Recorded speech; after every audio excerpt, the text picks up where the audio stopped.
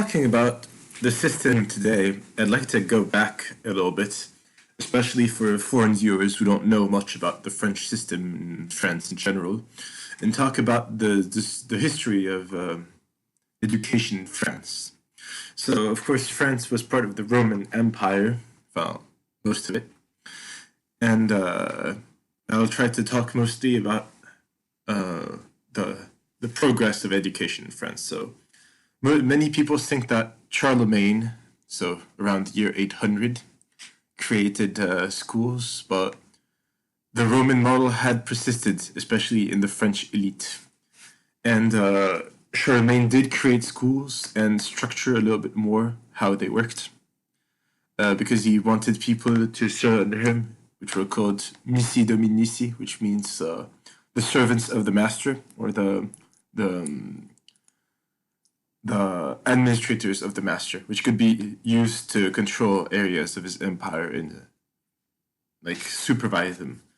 So we can know that the Roman Gaul, for example, had municipal schools, was a sort of primary school under a magister, secondary school under a grammarian, and superior schools under a rhetorician. So this was continued under Charlemagne, for example.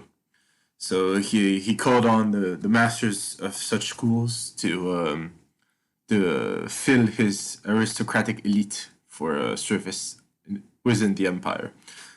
So the biggest change we see is in the 12th century. There's what they call the 12th century Renaissance, and we see great balance in how instruction is done.